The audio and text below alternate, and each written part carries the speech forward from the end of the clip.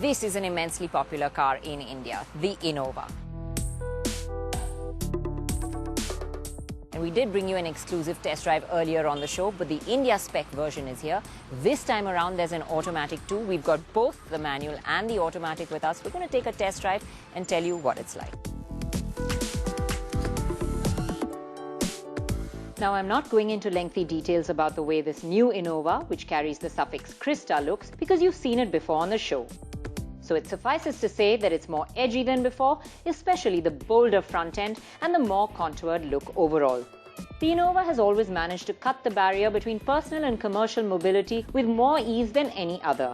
Its immense popularity had to do with the fact that it had the ubiquitous third row to carry the extra passengers. Well, we're getting into the earlier Innova was a bit of a pain because you had to yank the seat forward, you had to pull it down, and then you had a small little niche to get in. This one is really easy. Watch. One hand, simple tumble seat, climbing in. There's loads of room to get in.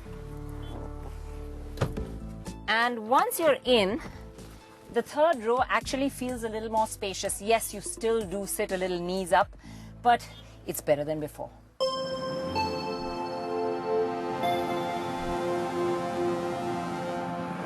But that's not the only area of improvement on the inside. Overall, there is a huge leap forward.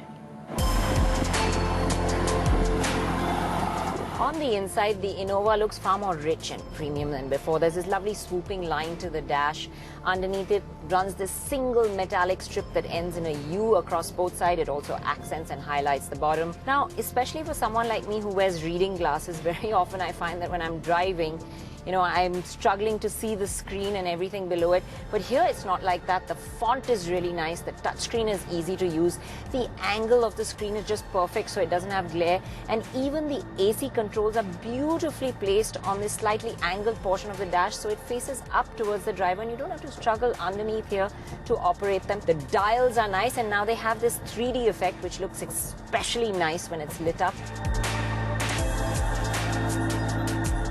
There are loads of cubby holes and cup holders. In fact, the cabin can hold up to 20 bottles. There is a dual glove box and the top one offers a cooled function. The seats are bigger and more comfortable, and there is an additional display between the dials now that offers up a host of functions that can be controlled from the steering mounted buttons. Boot space is also a little more than before with all seats up, and you can flip down the third and middle rows to open up more room.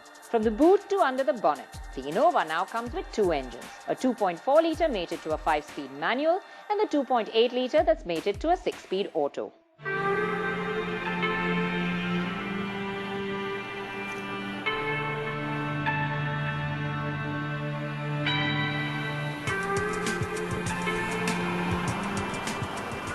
Now I'm driving the 2.8-litre 174 HP version of the engine. And this engine actually makes the car that is now heavier feel lighter to drive.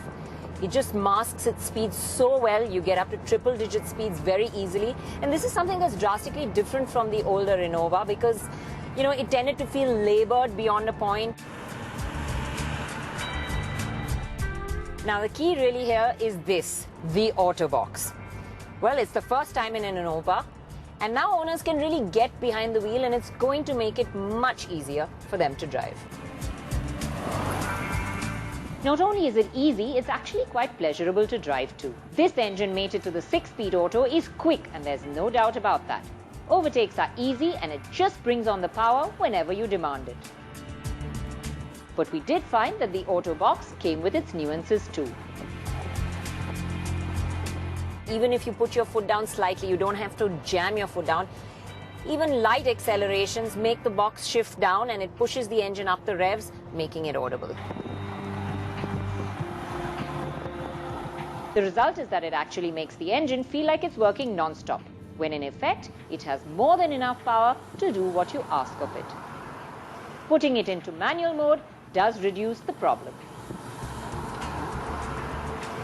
Now, even though I say audible, this engine is pretty refined, so it's not something that's intrusive at all. I think overall cabin refinement has improved as well. It feels much better insulated. It shuts out engine noise and outside sounds much better than before.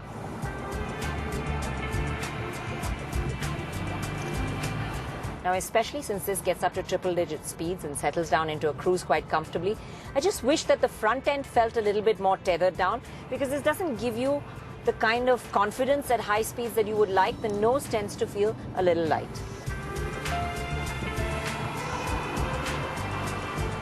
I think that lightness is accentuated by the steering wheel, which feels really light at high speeds. And if you can see this dead zone around center, just doesn't inspire confidence, especially when you're gunning it down a highway. The flip side of this is, though overall the steering is feeling lighter, it's just not variable enough. So at low speeds, it still has a heavy feel. Well, I've chosen to give you the experience from behind the wheel in the automatic version, because should you choose to drive, this would really be the easier one. But most owners will be spending their time in the back seat, and I'm going to get into the manual version and get into the back seat to tell you what that feels like.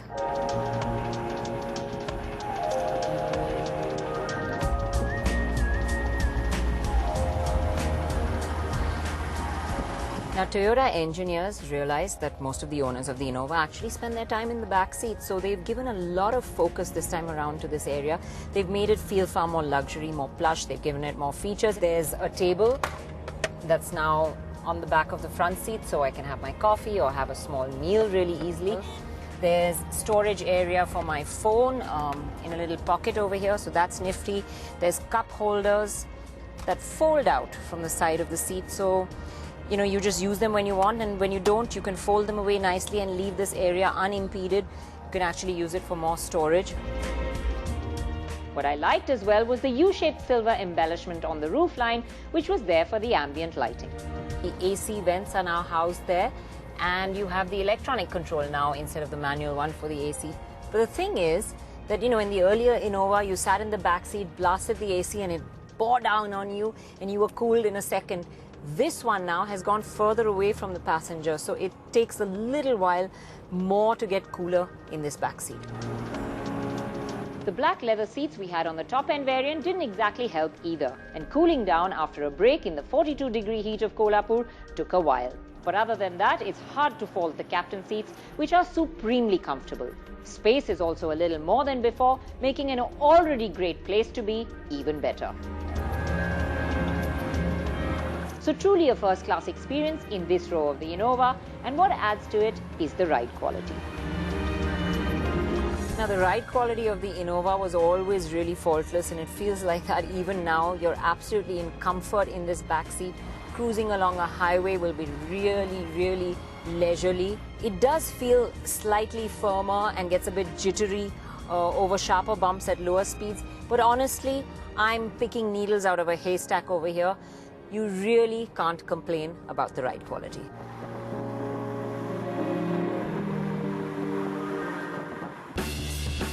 But me being me, couldn't spend too much time without my hands on the wheel.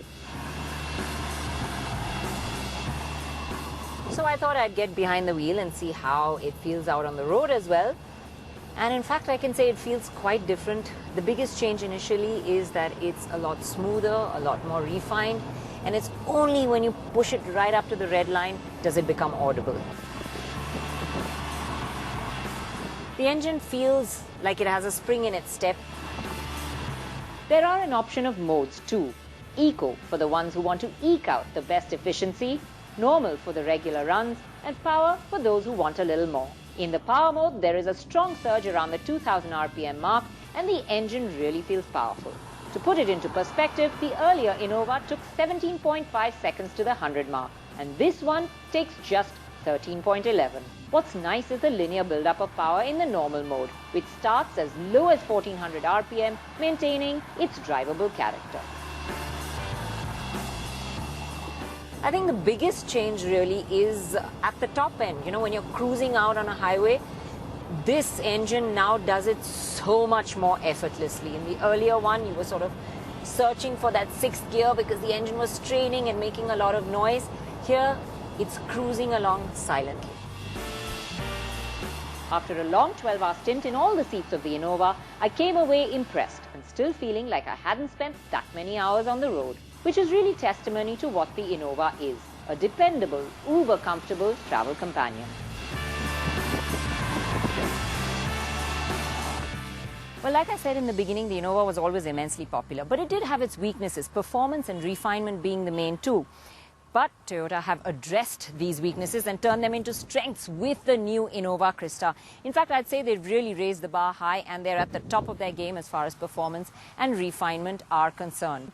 Not only that, they're offering you luxurious interiors, they've packed it with features, and this good car has just gotten better on every level. But unfortunately, the good things in life don't come cheap. So the top-end Innova will cost you upward of 20 lakh.